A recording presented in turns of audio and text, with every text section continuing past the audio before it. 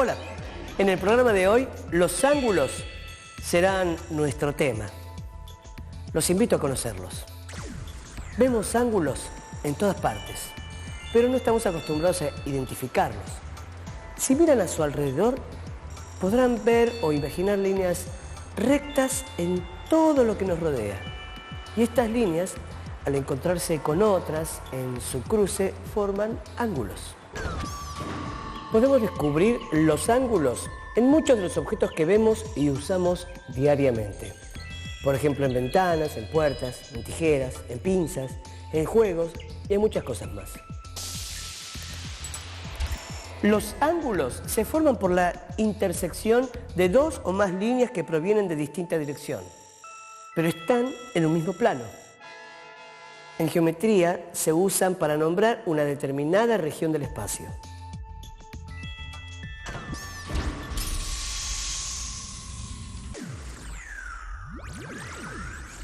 Si observamos bien y estamos atentos, podemos descubrir ángulos en todos lados, incluso en nuestras propias manos, o como les comenté antes, en una tijera. Si tomamos su forma y copiamos su modelo, podemos armar un objeto que nos permitirá alcanzar cualquier tamaño de ángulo. Para armar nuestro objeto necesitamos dos varillas de madera que vamos a unir en sus extremos con un tornillo y una tuerca. Estas varillas articuladas nos sirven de modelo para analizar qué tipos de ángulos se pueden formar y así empezar a conocerlos. Lo que queda entre las dos varillas es el espacio plano al que llamamos ángulo. Y la unión de las dos varillas, que es el origen de las semirrectas que forman el ángulo, se llama vértice del ángulo. Pero ahora usemos nuestro artefacto. Si una de las varillas se queda fija en su lugar y movemos la otra, podemos ver cómo la varilla que se desliza recorre cierta región angular. Aquí hay que tener en cuenta que la extensión de los lados del ángulo es infinita. Por lo tanto, la región angular recorrida también es infinita.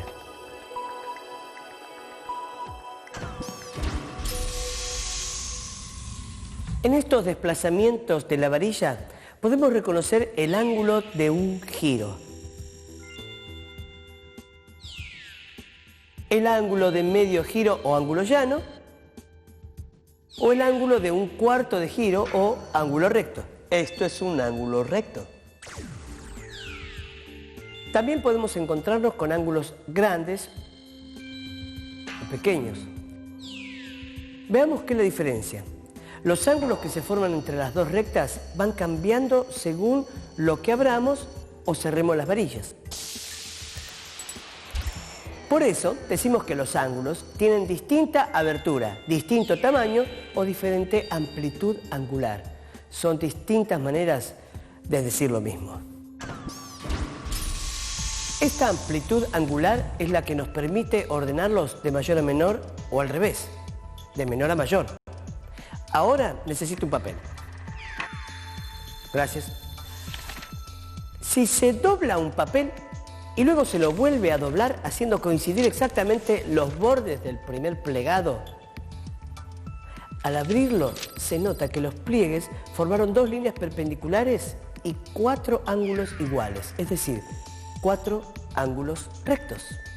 Si sumamos dos ángulos rectos, formamos un ángulo llano. Los ángulos menores que un ángulo recto se llaman ángulos agudos, y los que son mayores que un ángulo recto, pero menores que un ángulo llano, se llaman ángulos obtusos.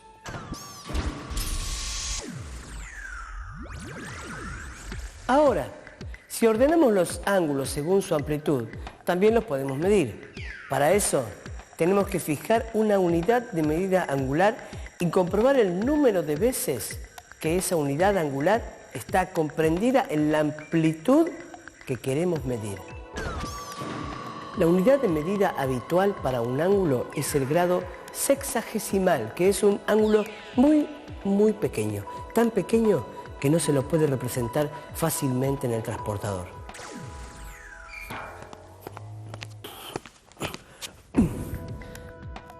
Pero si tenemos en cuenta que un ángulo recto mide 90 grados sexagesimales, podemos deducir que en un ángulo recto caben 90 ángulos de 1 grado. Pero como ya dijimos, los ángulos no solo son utilizados por la geometría. Podemos explicar la posición que adopta la jirafa al beber gracias a que tenemos ángulos. La jirafa, cuando tiene sed, tiene que regular el ángulo de sus patas para bajar su largo cuello.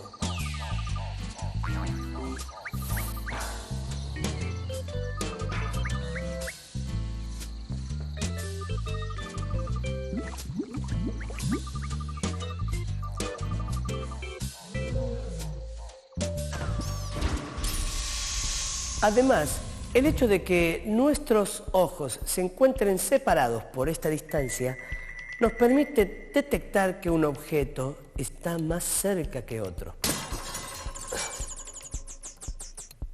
La manera en que nuestro cerebro registra eso es muy simple. Cuando miramos un objeto, la dirección de la visual de nuestro ojo derecho y la de nuestro ojo izquierdo forman un ángulo cuyo vértice es el objeto que estamos mirando. Imaginemos que el objeto que miramos está en el lugar de la tuerca de nuestro artefacto, ¿se acuerdan? Cuanto más lejos nos paremos del objeto, más chiquito va a ser el ángulo que se forma y viceversa. El ángulo va a ser más grande cuanto más cerca nos encontremos del objeto.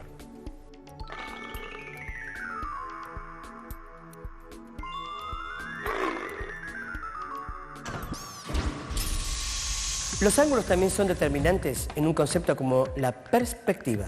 Por ejemplo, al fotografiar un mismo objeto desde ángulos distintos, se logran imágenes diferentes. Esto ocurre porque al cambiar la posición desde donde se observa o se saca la fotografía, podemos ver distintos detalles del objeto y del lugar en el que se encuentra.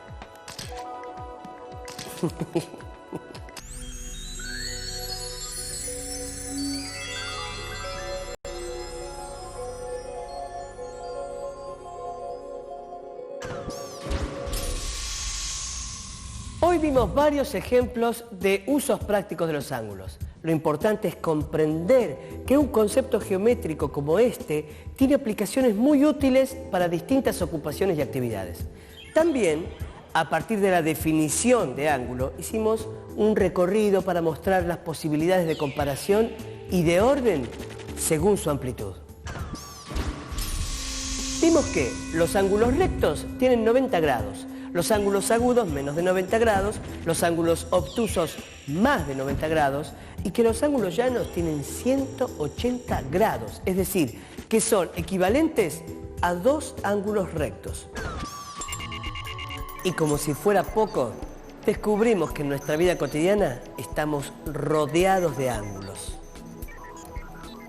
Además, aprendimos a construir con varillas articuladas un artefacto que nos sirvió para ver la amplitud de los ángulos. Y nos enteramos qué es la perspectiva. Bueno, hasta nuestro próximo encuentro.